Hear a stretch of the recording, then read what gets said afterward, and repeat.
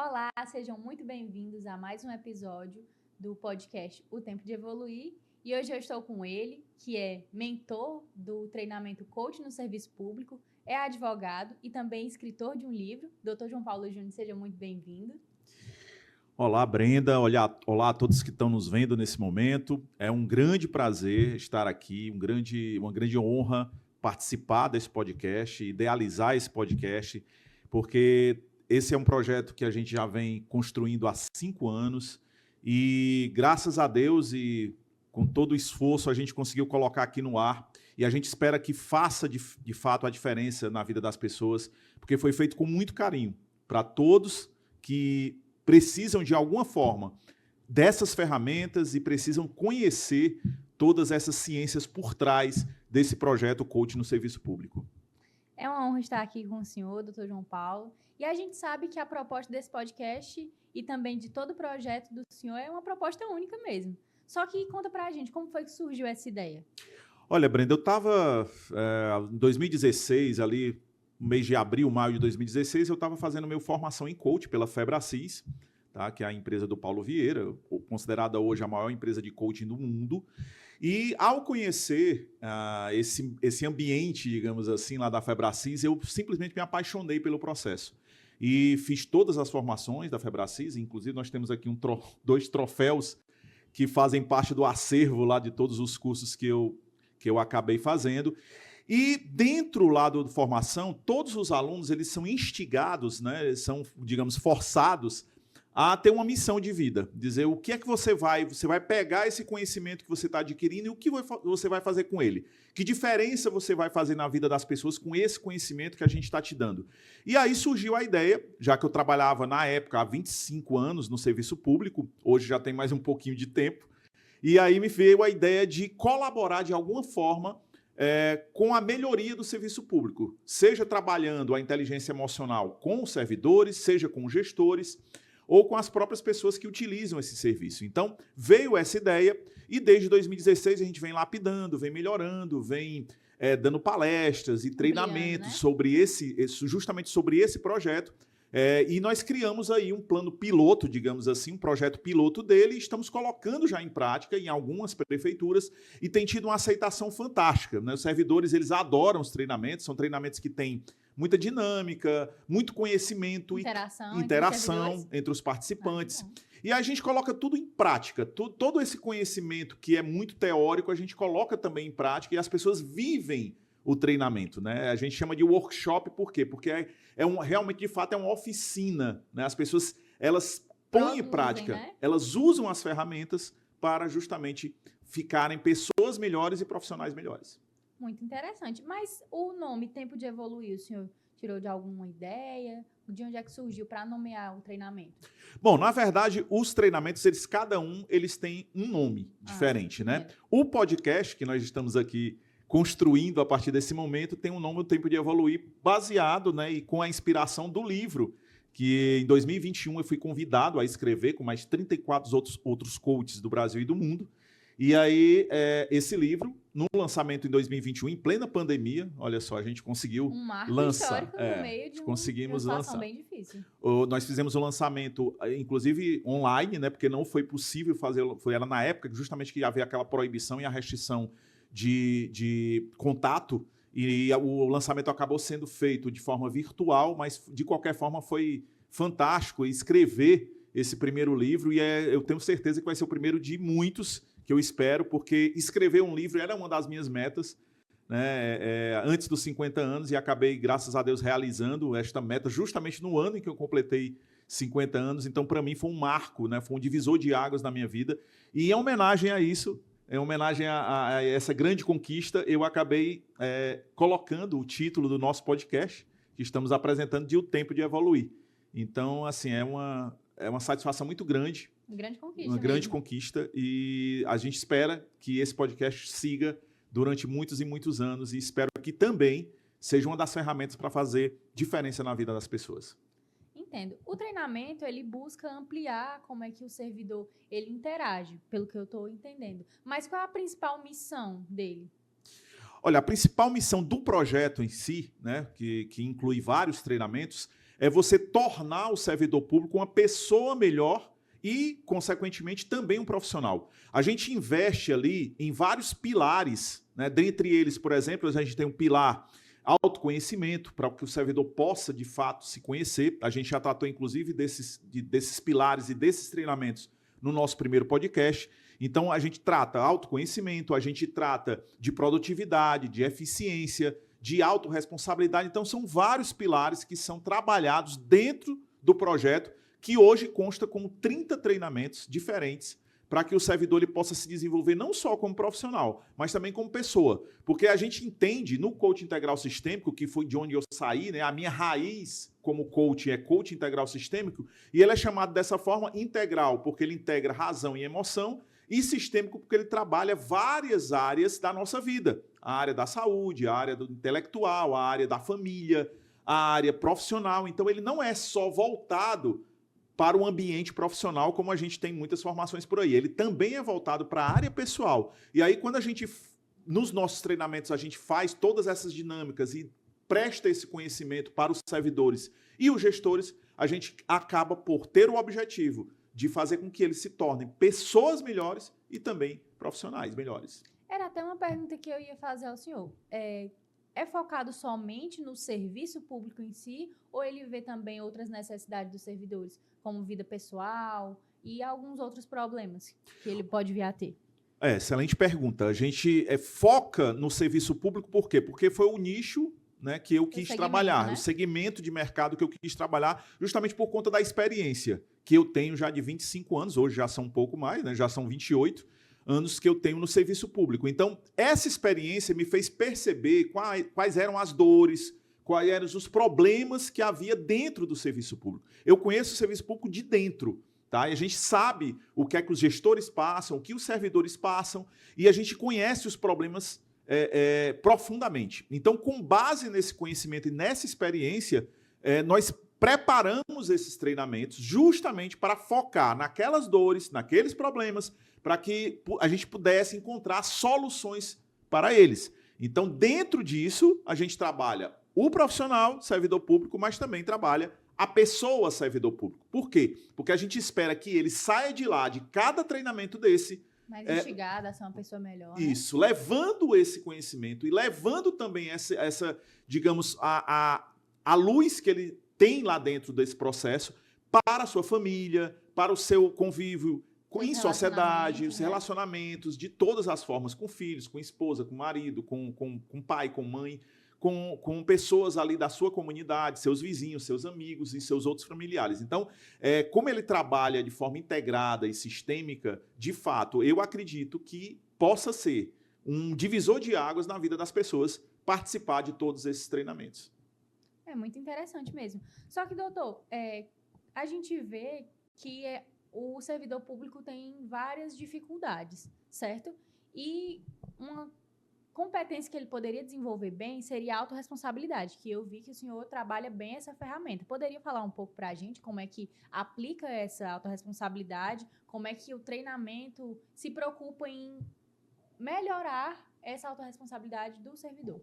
Claro, claro. A autorresponsabilidade, na verdade, é um dos primeiros treinamentos, que a gente entende que primeiro o servidor precisa se autoconhecer, a gente trabalha um primeiro capítulo ali do autoconhecimento e depois a gente fala sobre autorresponsabilidade. A autorresponsabilidade, inclusive, Brenda, esse treinamento ele é baseado em 2 livros do Paulo Vieira, que é justamente o meu mentor nos treinamentos da Febracis. Paulo Vieira tem esse livro, Autorresponsabilidade, e também tem um livro, Poder da Ação, que trata são também norteadores, né? Isso, que são norteadores do nosso treinamento autorresponsabilidade. Basicamente, autorresponsabilidade significa dizer de você tomar o comando da sua vida. A autorresponsabilidade é uma crença forjada, digamos assim, uma crença, e crença significa verdade, né? A toda a verdade que está programada dentro da sua própria mente, você ter essa crença absoluta de que você é o único responsável pela vida que você tem levado. Autorresponsabilidade significa basicamente isso. Você tomar o comando da sua vida e se tornar responsável por tudo aquilo que acontece, tanto internamente quanto também externamente. Porque ela trabalha não só o ser humano na parte interna dele, o que ele já tem, quais são as verdades dele, o que é que ele já pensa sobre si e sobre os outros, tá? E sobre os problemas que ele enfrenta também. mas ainda há situações, acontecimentos externos que acontecem com ele. Como ele reage a isso? Porque nós temos, por exemplo, pessoas que, ao ter um problema pela frente, essa pessoa ela pode paralisar totalmente na frente do problema e pode ficar remoendo esse problema durante muito tempo e acabar não encontrando a solução justamente por isso. Ela pode se vitimar, por exemplo, diante de um problema. Ela pode dizer, o mundo todo está contra mim. Não sei se você já conheceu uma pessoa assim, que acha que o mundo está contra ela. Então, ela sempre se vitima, ela sempre se coloca como um coitadinho, aquela pessoa que, meu Deus, todo mundo, ninguém faz o que eu quero, as pessoas sempre estão ali fazendo o que eu não gosto. Não se preocupa em resolver o problema de fato, né? Não foca na solução do problema. Ela não se coloca como protagonista para resolver aquele problema. Ela quer, por exemplo, que Deus mande do céu uma solução para ela, ou ela quer que as outras pessoas se adequem à vida dela. E aí é importante que todos nós tenhamos essa consciência de que o mundo, ele é do jeito que é. O mundo não vai mudar... Por nossa causa, né? Por nossa causa. O mundo não vai mudar porque nós queremos que o mundo mude. O meu marido, a minha esposa, por exemplo, não vai mudar porque eu quero que ele mude. A minha esposa não pode ser aquela pessoa perfeita que eu quero que ela seja. Os meus filhos não vão ser as pessoas perfeitas que eu quero que eles sejam. Nem meu pai, nem minha mãe, nem ninguém. Então a gente precisa entender que o mundo é do jeito que é. Nós temos que nos adaptar a este mundo. Situações difíceis. Exatamente. Então é isso. Como a gente precisa se adaptar, você tem que assumir essa responsabilidade. Então, se acontece uma coisa de ruim com você, você precisa aprender a reagir a isso que aconteceu. E isso é uma das regras da autorresponsabilidade. A gente chama de regra do 10-90. A gente fala que o 10, que a gente coloca como porcentagem, né? 10% é o que acontece. 90% é como você vai reagir ao que te acontece. E a gente coloca um exemplo muito interessante de Nelson Mandela. Você conhece Nelson Mandela? O Nelson Mandela, para você ter uma ideia, passou 27 anos preso. Simplesmente foi preso, um preso político. Não era porque ele cometeu algum crime, não. Ele estava preso político. A repressão do regime da África do Sul. E ele lá dentro da cadeia, ele em vez de se vitimar, de botar a culpa no mundo, de dizer que o mundo está contra mim e tudo mais, ele se resignou à situação que ele estava. E ele procurou ser a melhor pessoa lá dentro da cadeia. Então até a amizade lá com os carcereiros ele fez. Quando ele sai da cadeia, 27 anos, ele continua não culpando o mundo por causa daquilo. Virou figura de referência também. Ele acabou se tornando presidente da África do Sul, presidente do mesmo país que um dia o prendeu. Então ele deu a volta por cima de uma forma fantástica. Então é isso que é autorresponsabilidade. É você pegar aquela história do ditado que todo mundo conhece, que é pegar um limão e fazer uma limonada. Então é isso. O mundo vai sempre te dar, a vida vai te dar, o destino vai te dar um limão. Muitos limões, né? Muitos. E aí você pega esses limões e faz uma limonada. Isso é ter autorresponsabilidade. É você conseguir ser criativo no momento de resolver situações e nas dificuldades. Doutor João Paulo, uma dúvida que eu tenho, certo? Acredito que pode ser também de quem nos assiste. Nós somos pessoas diferentes e nós desenvolvemos nossas competências de forma diferente. Vamos supor, o senhor disse que o treinamento são 30 treinamentos. Se uma pessoa desenvolve nos 5 primeiros, só que outra pessoa ela demora mais, como é que faz para manejar pessoas que ainda estão em tempos diferentes de desenvolver essa autorresponsabilidade? Olha, isso é uma pergunta muito interessante, tá, Brenda? O treinamento ele é feito, né, como se a pessoa estivesse começando do zero. Então, até porque são ferramentas que poucas pessoas conhecem. Né? Só quem de fato é formado em coaching que conhece todas as ferramentas. Então a gente oferece essas ferramentas para as pessoas, além das ferramentas aprendidas nas formações que eu fiz, nós também criamos dinâmica, nós criamos outros exercícios que fazem com que a pessoa se desenvolva naquele assunto específico. Como a gente está tratando nesse momento de autorresponsabilidade, nós temos as ferramentas que o próprio Paulo Vieira criou, como também outras que nós acabamos forjando, digamos assim, forjando no bom sentido, obviamente, né? Claro. Forjando significa fazendo, né? Fabricando, construindo. Então, nós construímos e aí essas ferramentas, elas complementam, digamos assim, todo o conhecimento que a gente coloca como teoria para a pessoa. Então, é lógico e evidente que cada pessoa recebe esse conhecimento de uma forma. Existem pessoas que se forem para o treinamento com aquela ânsia de conhecimento e, de fato, querendo se entregar ao processo, aquela pessoa vai desenvolver mais, óbvio. Mas se ela for meio desconfiada, já com aquela crença de que aquilo não vai ajudar, e isso aí a gente chama muito de arrogância, né? As pessoas que acham que não precisam aprender. Arrogância não é mal educação, né? Não é tratar os outros mal. Isso aí mas realmente... também é a ignorância, né? Ignorância. Muitas vezes a pessoa acha que não precisa aprender. E já conhece tudo.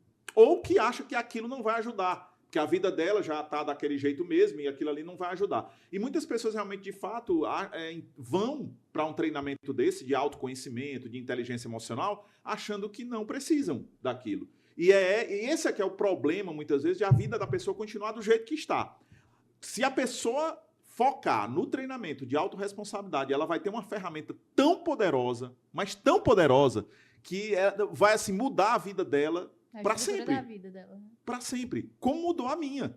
A minha vida mudou assim da água para o vinho quando eu comecei a aplicar essas ferramentas desse treinamento de autorresponsabilidade. Porque ela tem, para você ter uma ideia, ela tem 6 leis. Então são 6 formas de se comportar que acabam mudando a vida da pessoa para sempre. Uma delas, por exemplo, para você conhecer, e todos que estão nos ouvindo, é você, em vez de você criticar os outros, em vez de você sair por aí criticando todo mundo, filho, mãe, pai, esposa, é você se calar.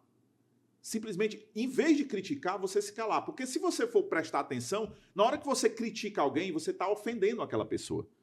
Você está magoando aquela pessoa. Na hora que você critica, você não está construindo absolutamente nada. Na verdade, você está destruindo não só o seu relacionamento com aquela pessoa, como também, muitas vezes, a autoestima daquela pessoa. Até quando a pessoa reclama também. Se a pessoa reclama de alguém que reclama, ela também vai estar reclamando e compactuando assim para ser uma bola de neve e a pessoa não resolver nada. Olha só, você tocou num ponto bem interessante, porque reclamar é uma outra lei. E em vez de você reclamar, em vez de sair reclamando de alguma coisa, dê uma sugestão, dê uma solução para o problema. Né? Em vez de você reclamar, dê sugestão. Então, assim, a gente reclama praticamente o dia inteiro, reclama de tudo, reclama do calor, reclama do frio, reclama do sol, reclama dos colegas de trabalho. No serviço público, meu Deus, eu tenho, assim, experiências inúmeras de reclamações por cima de reclamações. É o chefe que reclama do subordinado, é o subordinado que esculhamba o chefe, reclama do chefe, é os colegas de trabalho se auto-reclamando, digamos assim, de si mesmos ou dos outros. Então, a gente tem reclamação por todo o ambiente que a gente passa. E ao trabalhar a autorresponsabilidade, a gente está trabalhando justamente, em vez da pessoa reclamar, dar uma sugestão para a coisa melhorar. Em vez de reclamar do lixo na rua, fato, né? De reclamar no lixo da rua ou a sua casa desarrumada, dá uma sugestão para melhorar aquela situação. Então, isso constrói. A autorresponsabilidade, a gente está tratando sempre de construção, nunca de destruição e nunca de braço cruzado. A gente sempre é o protagonista daquele momento em que a gente está vivendo. Seja, em vez de criticar, se calar, seja, em vez de reclamar, dar uma sugestão para que a coisa possa se resolver. E também nem só dar a sugestão, ter a proatividade de ir lá e tentar solucionar. Porque, assim, a gente pode dar prestar uma solução, só que a gente pode também ir lá e fazer, de fato, né? Claro, a autorresponsabilidade significa também proatividade. Né? Você fazer sempre o melhor do que se espera de você. Ou mais ainda do que a pessoa espera de você. Então, por exemplo, você tem um servidor público que tem um grave problema no serviço público, sobretudo em prefeituras de cidades mais menores, digamos assim, que eu convivi a vida inteira de advogado praticamente, com pessoas que trabalham em cidades menores, prefeituras de cidades menores. Então, a gente assistia muito o servidor, ele, digamos assim, a gente fala no interior do Ceará, se escorar, né? Ter uma muleta, por exemplo, da estabilidade. Então, todo servidor público, depois de 3 anos, segundo a lei, ele é estável. E aí, quando ele atinge essa estabilidade a partir de 3 anos, ele praticamente se acha no direito de não mais fazer o trabalho dele. Muitas vezes o próprio trabalho para que ele é designado fazer, ele não se sente mais com aquela obrigação. Ele não se sente mais na obrigação de fazer mais do que ele pode fazer, de não ser proativo, e ele simplesmente se conforma naquela zona de conforto dele e faz ali o básico, tá? E muitas vezes precisa mais do que isso, mais do que o básico. E ele acaba não fazendo. Muitos deles nem o básico. E aí, nesse treinamento, a gente foca nisso. A gente foca naquela capacidade que ele tem, coloca ele como protagonista como responsável não só pela vida dele, mas pela vida dos colegas de trabalho dele, pelo sucesso da repartição dele, pelo sucesso da própria administração que ele defende. Muito interessante. O senhor falou num ponto que me chamou a atenção. Quando o servidor público ele passa aqueles 3 anos, então ele já está garantido, certo? Ele se acha no direito de fazer o que ele quer, de tratar as pessoas como ele acha que deve, porque, querendo ou não, ele já garantiu estabilidade. E acaba, querendo ou não, pisando nas outras pessoas. Como é que uma pessoa que não passou ainda por esse estágio, certo, de estabilidade, a gente está instável, um contratado, como é que ela poderia lidar, como é que ela poderia usar as ferramentas para manejar melhor as situações com essas pessoas que seriam arrogantes, prepotentes, que se acham donas do serviço público, digamos assim, porque têm estabilidade? Olha, isso digamos assim, é um conflito que há, né? A gente assiste muito isso. Nas um prefeituras, conflito nas né? prefeituras. Contratado, concursado, Isso. querendo A gente vê muito outros. isso por quê? Porque os contratados é como se eles estivessem sempre no fio da navalha, né? Eles estão ali. A qualquer momento pode sair. E o concursado não. Ao mesmo tempo, praticamente ele se acomoda naquela situação dele. Por quê? Porque ele acha que ninguém mexe em mim. Ninguém mexe comigo. Ninguém mexe comigo sequer para tirar ele do local onde ele trabalha, imagine para demitir. Então, ele acha realmente, de fato, que ele está totalmente garantido. Quando, na verdade, não está. Porque existe previsão na lei para uma demissão ou para uma exoneração no caso de ele cometer alguma falta. Né? Uma falta grave no trabalho. Existem né? as previsões lá na lei, né? Uma falta grave. Então, se ele vier a cometer, ele vai ter direito, obviamente, à defesa, vai ter todo um processo e tudo mais, ele vai ter que responder por aquilo, ter direito a advogado, a tudo, como se fosse um processo mesmo judicial, mas na parte administrativa. Então, isso daí faz com que essas pessoas que são estáveis comecem, né, como você falou, se achar do dono da cocada preta e dono da prefeitura. E os contratados ficarem ali no fio da navalha. E há realmente um conflito entre eles. Mas o que é que acontece? Tanto como a gente abre essas ideias, tanto para os estáveis, né, que são esses concursados, como também para os contratados, eu tenho visto, de fato, que não há essa, digamos assim, não há essa separação. Todos eles, até porque como a gente trabalha a pessoa e não só o profissional, eles, de fato, se sentem também acolhidos por esse treinamento que nós fazemos e acabam por aplicar isso, os conhecimentos, no seu próprio ambiente de trabalho. E aí, de fato, a gente acaba por ter um atendimento melhor, né, servidores mais eficientes, mais comprometidos com o seu próprio trabalho e com o sucesso. Mais integrados também, né? Mais integrados. Eles acabam por se relacionarem melhor, porque no momento em que eles assumem essa responsabilidade, pelo relacionamento com o outro, né? Porque também é muito comum no serviço público um culpar o outro por alguma coisa. Se o outro não fez, eu também não vou fazer. No local de trabalho é assim, sempre querendo um jogar a culpa pro outro, mas ninguém assume de fato. Eu só vou fazer o meu e o outro que faça o seu e se vire. Não se preocupe em ajudar, Isso, não há empatia, na verdade, em muitos casos. Não há um ajudando o outro, não é essa coisa da empatia de um se colocar no lugar do outro. Ou faz o mínimo achando que fez o máximo. Isso. E que é o suficiente. Né? Mas a gente trabalha isso também. Então, pra melhorar, né? Esse treinamento ele faz com que, de fato, a pessoa se torne protagonista, como a gente disse. Protagonismo não só a responsabilidade em si mesmo, mas também a responsabilidade vida, né? com o outro. Né? Sim. E um dos temas do treinamento do senhor que eu pude ver e pesquisar bastante é a inteligência emocional. Como é que o servidor pode desenvolver, qual a importância dela no serviço público? Olha, a inteligência emocional, segundo Daniel Goleman, que na verdade é o criador, né, da teoria da inteligência socioemocional. Exatamente. O Daniel Goleman, lá no começo dos anos 80, começou a maturar, começou a construir essa ideia da inteligência emocional. E hoje já existem pesquisas, mundo afora, isso é uma coisa já consolidada, de que a inteligência emocional é responsável por pelo menos 70% do sucesso de uma pessoa. Então, por que chegaram a essa conclusão? Se você for olhar, existem muitas pessoas que têm formações absurdas, né? Você tem aí gente com mestrado, com doutorado, com vários cursos e formações, mas que não tem sucesso na vida. Enquanto que outras pessoas que têm o primário, digamos assim, muitas vezes o primário é o novo. Tem aí, digamos, o ensino fundamental, que a gente chama hoje, porque na minha época chamava primário, né? Então, assim, é bem interessante eu voltar essas nomenclaturas hoje. Mas é assim, as pessoas que têm simplesmente o ensino fundamental, muitas vezes têm um sucesso maior Conseguem desenvolver melhor do as que os demais. competências, Por né? quê? Por causa da inteligência emocional. A gente tem pessoas... O que é a inteligência emocional, na verdade? A inteligência ela tem basicamente 5 pilares. O primeiro pilar é você entender as suas próprias emoções. É você conseguir compreender. Se você está com raiva, você compreender por que você está com raiva. Parar e, em vez de agir no impulso, analisar a si mesmo. Entender suas próprias emoções. E depois, aprender a aplicar essas emoções. Um outro pilar é você entender as emoções do outro. Se colocar no lugar do outro, né? Aí a empatia é o quinto pilar. Você olhar, saber ler as emoções do outro e saber como aquela pessoa vai reagir. Por que ela reagiu daquela forma. Então, olha só como a inteligência emocional é fantástica. Você compreender suas próprias emoções, compreender as emoções do outro, o que é que isso vai acabar acontecendo? Você vai conhecer a si mesmo de uma forma muito melhor, você vai conhecer as suas próprias emoções de uma forma muito melhor e você também vai melhorar demais os seus relacionamentos. Por quê? Convívio, né? Porque na hora que uma pessoa vier para você um problema, você já vai, poxa, o que é que ela tá passando, né?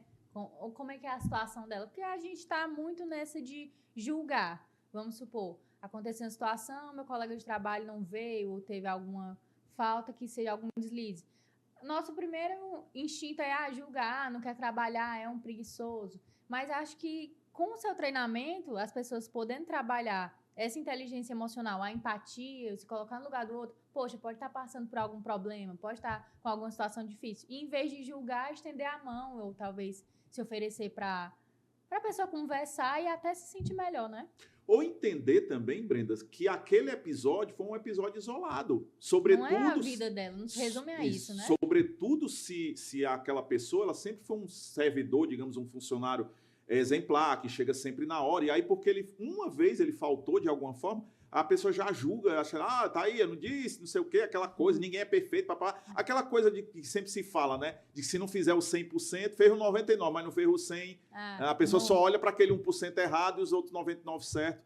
Não, e aí, olha, a gente já está falando de autorresponsabilidade de novo, porque uma das leis da autorresponsabilidade é justamente esse ponto que você tocou, que é em vez de você julgar os outros, julgar a pessoa, colocar um rótulo nela, julgue suas atitudes.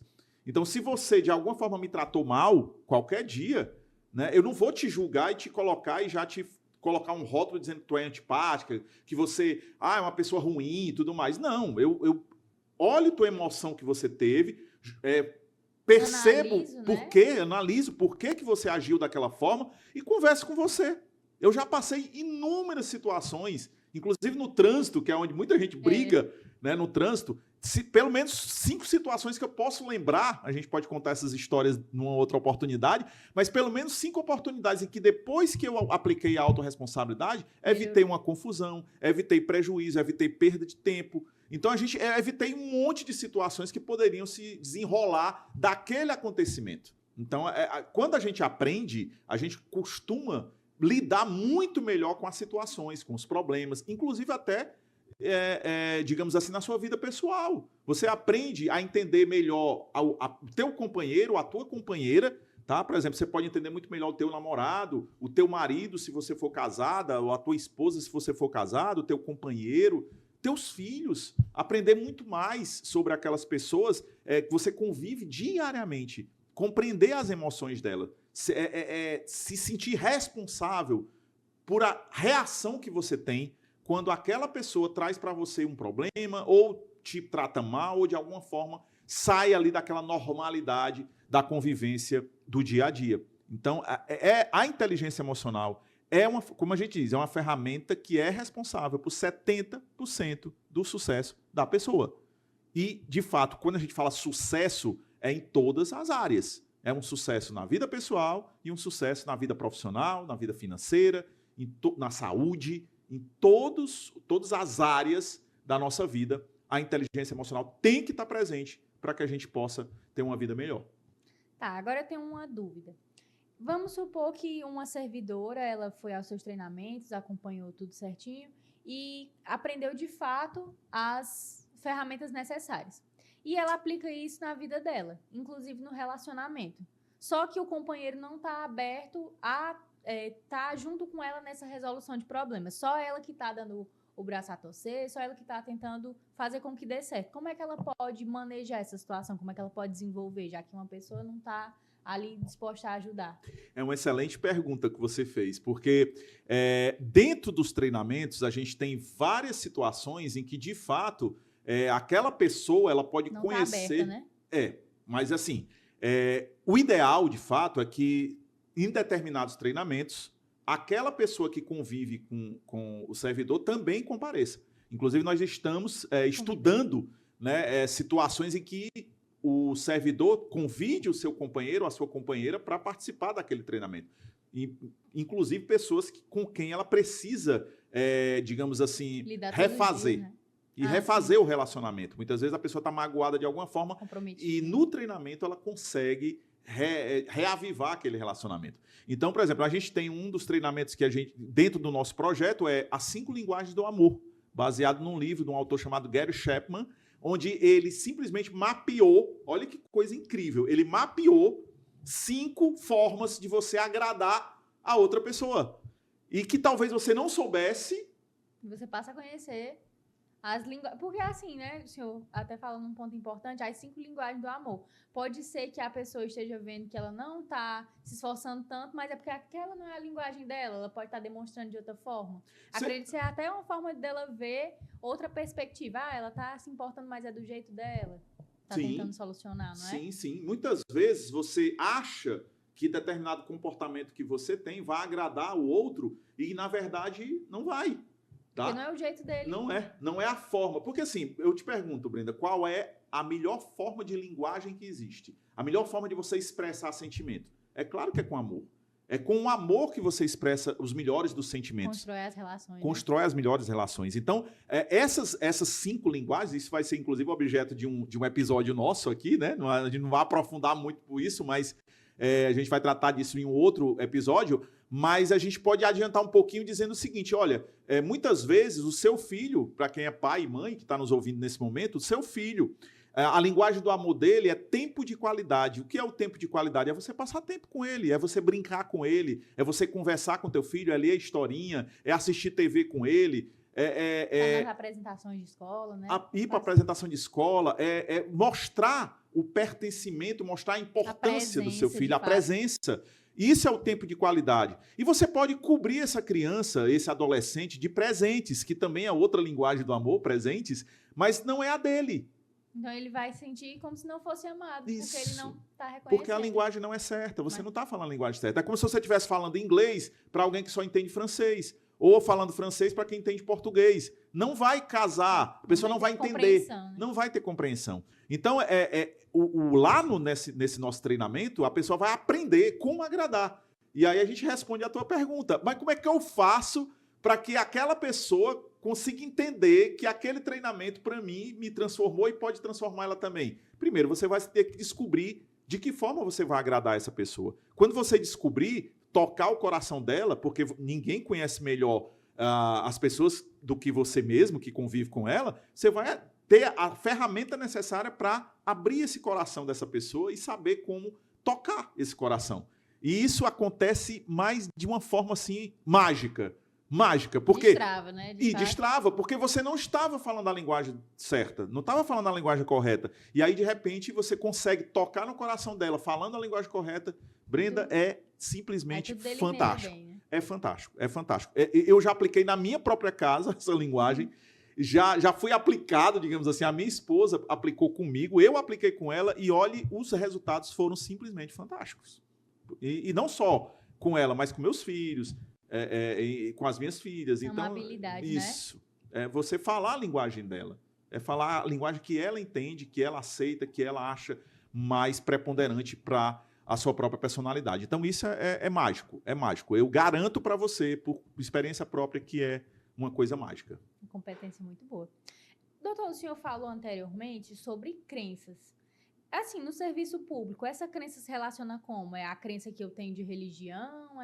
Como é que é essa questão de crença no coaching? Olha, para quem está nos assistindo nesse momento, pode parecer que crença só tem a ver com religião, né? Inclusive, a gente aprende... Já Já relaciona, a própria palavra já relaciona. Então, assim, tem tudo a ver com religião, obviamente, né? Mas a gente aprende desde lá da escola, né? Não sei se provavelmente você não deve ter estudado, mas na minha época tinha uma matéria de religião na escola. Minha tinha, na sua tinha. Tinha um catecismo, né, que a gente fazia para poder fazer a primeira comunhão. Então tinha essa coisa de a gente aprender a religião, e aí a religião tinha um caderninho de catecismo e um livro e tudo mais, mas era uma matéria, né, religião. E aí a gente aprendia dessa forma, que tudo que for crença, e aí o que é a crença? É crer em Deus, é crer numa determinada dogma, alguma coisa, sustentar, né? Uma forma de você expressar a sua fé, né? E aí a gente tem, como a gente sabe, todo mundo sabe, existem milhares de religiões pelo mundo afora, né? E muitas vezes elas não se aceitam, né? A gente tem aí certos conflitos entre uma religião e outra, cada uma se acha melhor, né? Muita intolerância religiosa. E aí, isso aí a gente tem um exemplo agora, né, claro lá, intolerância religiosa que há no Oriente Médio, por exemplo, é terrível, né? Causa guerras e massacres, mortes. Então, assim, a intolerância religiosa é um grande problema da humanidade. E isso vem através da crença que a pessoa tem. A crença religiosa, ela é muito forte. Mas existem, no coaching, né, e na inteligência emocional, a crença ela tem um significado muito mais amplo. Não só a fé, né, que você tem de que uma religião. A crença, na verdade, ela é uma programação mental. A crença é uma verdade que foi implantada na sua vida, na sua personalidade, pelas suas experiências desde quando você era um bebezinho. Quando você nasce, Brenda, o teu cérebro está completamente vazio. Imagina um HD de um computador totalmente vazio. Aí vai sendo colocados pequenos insights, Você nasce assim. Teu computador está vaziozinho, teu HD está vazio. E aí vão se implantando experiências e verdades dentro da tua cabeça. Né? Estímulos, verdades, da pessoa. Conhecimento e tudo mais. E tudo aquilo vai sendo implantado para você. E quando você é criança, ainda é um pouco mais complicado, porque além de ser muito acelerado, você tem uma ideia, o cérebro de um recém-nascido trabalha cerca de 10 vezes mais rápido do que um cérebro de um adulto. Né? Porque é muita informação. E o cérebro muito pequenininho, ele tem que se desenvolver. Também. E o cérebro, ele cresce. Sim. À medida que ele vai crescendo, as informações vão se acomodando ali dentro daquele, né, daquela mentezinha lá. Vão se colocando lá. E vai se aperfeiçoando e vai acelerando. Né? Trabalhando e acelerando. Então, a crença ela é formada ali, desde o 0 ano. Desde lá de quando a pessoa nasce, a criança nasce, vai crescendo. E ele se intensifica ali depois dos 2 anos. E vai mais ainda. Aos 12 anos de idade, você está praticamente com todas as suas crenças. E aí a gente envolve autoestima, personalidade, o que é que ela pensa de si mesma, o que ela pensa do mundo. Já começa a adolescência, já está mais maturado. Né? Por isso é que a adolescência é uma fase tão difícil. Aborrecente, né? Por quê? Porque aos 12 anos, na pré-adolescência, ali chamada pré-adolescência, a consciência já está toda formada, ela já está com a personalidade dela formada, com a autoestima dela toda formada. E aí ela vai enfrentar uma outra situação, ou seja, ela vai ter que enfrentar o mundo lá fora, porque ela sai... dela, né? Isso. Ela sai ali de um determinado conforto ali dos pais, aquela coisa como se estivesse debaixo da asa dos pais, e ela vai enfrentar o mundo lá fora. E lidar com diferente, aí quando bate de frente, não era do jeito que eu pensava, aí já é uma repulsa, né? Você já imaginou uma criança que vive isolada, por exemplo, do mundo? Os pais são super protetores, né? Muito protegida demais, né? Ela cria aquela coisa de achar que o mundo lá fora é perigoso. E aí, se ela tiver essa crença de que o mundo lá fora é perigoso, é capaz até de virar um adolescente com síndrome do pânico. Um adolescente ansioso, porque ela não conhece o mundo. É claro que a gente sabe, a gente cresce, hoje em dia, sobretudo, né? Na minha época, nos anos 70, nos anos 80, nem tanto. Mas hoje em dia, a gente sabe que o mundo, Ave Maria, é um perigo constante. Mas se a gente for ter medo de tudo, não vive Mas mais. é isso. Então, a gente precisa entender, os pais precisam entender que os filhos precisam conhecer o mundo. Até porque a gente não cria filho pra gente, cria pro mundo, Exatamente. Né? Então, quando você cria essa crença, essa verdade absoluta dentro de você, isso acaba, digamos, impactando no teu comportamento. você, na tua comunicação, na tua forma de ser, na tua forma de agir, na tua forma de falar, muitas vezes. Então, assim, a gente tem muitos tipos de crenças, tá? Não é só religioso, né? Não. A gente tem crenças que nos impedem, por exemplo, de aplicarmos o nosso potencial. A gente tem crença limitante. Se você for, por exemplo, uma pessoa muito tímida, você certamente tem várias crenças limitantes. Você tem aquela crença de que as pessoas não vão gostar do que você vai fazer. Que eu não posso. Até a questão de síndrome de inferioridade. Não sou tão bom. Sim, né? tem. Existe uma síndrome chamada síndrome do impostor, que é a gente chama de síndrome do impostor. É aquela coisa daquela pessoa que tem um potencial incrível, mas ela acha que, na verdade, não é tão boa quanto ela é. Ela se sabota, né? Se sabota. Muita gente que está nos ouvindo talvez tenham ela e nem sabe, né, essa síndrome, porque a pessoa tem um potencial incrível, ela tem um conhecimento muito legal, ela pode, inclusive, compartilhar esse conhecimento com outras pessoas, fazer diferença na vida das outras pessoas, mas ela simplesmente trava porque ela não tem capacidade, ela não se acha capaz de externar tudo isso. Eu tive essa síndrome durante muito tempo. Pra você ter uma ideia, eu descobri que eu cantava bem aos 14 anos de idade, 14 para 15 anos. Canto, já fui vocalista de banda. Olha. Então, ali dos 14 para os 15 anos, eu descobri que eu cantava bem. Só que eu tinha tanta vergonha, eu era tão envergonhado e tão tímido que eu não conseguia, de forma nenhuma, colocar esse talento para fora. Não conseguia expressar o meu potencial. Né? Não conseguia, de forma nenhuma. Por quê? Porque eu tinha a crença, a síndrome do impostor. Eu tinha a crença de que as pessoas não iam gostar, eu tinha a crença de que eu não ia ser capaz, não era bom. Eu tinha a crença de que outras pessoas eram muito melhores do que eu, e eu não podia mostrar aquilo porque eu ia ser criticado, de alguma forma ia ser... Isso acontece muito com quem tem medo de falar em público também, às vezes. Então, assim, tudo isso envolve aquelas verdades que acabam se tornando limitadoras na tua vida. Isso são crenças, são aquela programação mental que você tem desde criancinha e que acabam chegando até a idade adulta para te limitar de alguma forma. E a gente está falando das crenças limitantes. Mas existem as outras crenças que são fortalecedoras, por exemplo, né, que são aquela coisa da pessoa que tem aquela capacidade, aquela acredita em si mesmo e busca, né, aquela crença de que, por exemplo, se você pagar o preço, você consegue chegar lá. E aí a gente tem inúmeros exemplos aí de várias outras pessoas, né, de várias pessoas de sucesso que entendem que se eles, de fato... aplicarem aquela crença de forma positiva, podem até crescer. De forma fortalecedora. E isso, pessoal, é até uma deixa para o nosso próximo episódio, que vai ser o Destrave Seu Potencial, certo? E vai ser sensacional ter o senhor aqui novamente. Eu agradeço muito a sua presença. E encerramos por aqui, pessoal.